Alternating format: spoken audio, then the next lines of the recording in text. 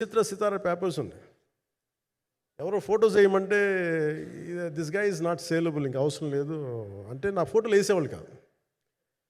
So నాకేమనిపించింది sir, ఇంక నేను మన ఈయన కాడికి నేను ఏమి అంటున్నాను నాకు తెలియదు అని చెప్పేసి మా నిర్మాతలు కూడా ఉండేవాళ్ళు కాదు. సో నాకు పబ్లిసిటీ లేకుండా సినిమాలు రిలీజ్ అవ్వడం అలవాటు అయిపోయింది నాకు.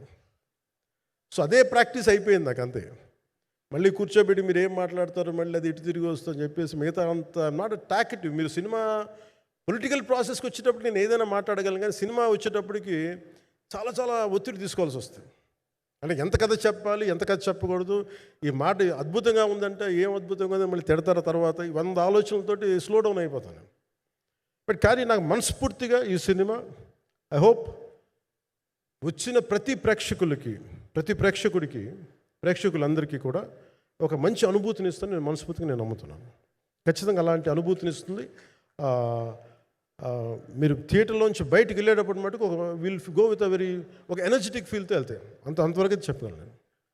ఎందుకంటే నేనే నమ్ముతాను, సినిమాకి వెళ్ళేటప్పుడు సినిమా ఒక స్టోరీ చెప్పినప్పుడు నా జీవితంలో చిన్నపాటి ప్రభావం చూపించాలి. అలాంటి ప్రభావం, అలాంటి ఎనర్జీ ఇచ్చే సినిమా అవుతుందని మనస్ఫూర్తిగా నేను ఆశిస్తూ మీ అందరికీ ప్రత్యేకించి మీ అందరికీ పేరు పేరున ధన్యవాదాలు తెలియజేస్తాను. ఇంకా మాట్లాడాలని ఉంది కానీ సాయంత్రం ఈవెంట్ ఉంది కాబట్టి. సో ఇంకొక మారు నేను చెప్తాను ఎందుకు ఈ పర్టికులర్ ప్రెస్ మీట్ అంటే I want to tell you